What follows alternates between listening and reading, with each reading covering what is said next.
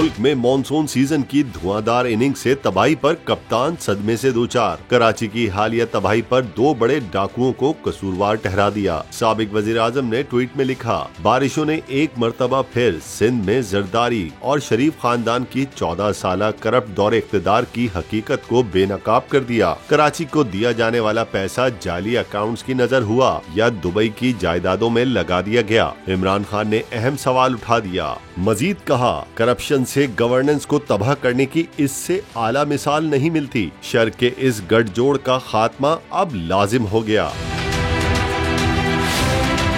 कल हकीकत को बर्दाश्त न करते हुए सिंध के मुआशी हब को बरसाती पानी में डुबोने वाली साईं सरकार की नाअहली पर पर्दा डालने के लिए इत्तेहादी जमात नून लीग की नायब सदर मैदान में आ गयी। साबिक वजीर आजम इमरान खान के ट्वीट के जवाब में लिखा, खैबर पख्तूनख्वा में बारिश से कई अजला डूब गए। मुतासिरा अवाम के पास जाने और उनसे हमदर्दी करने के बजाय इमरान खान गलीज सियासत पर उतर आए। बेहिसी की भी कोई हद होती है।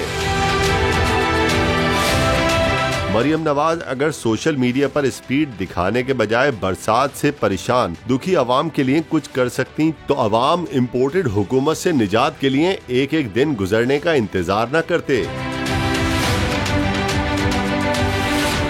सब्सक्राइब करें और बेल दबाएं ताकि कोई खबर रह न जाए।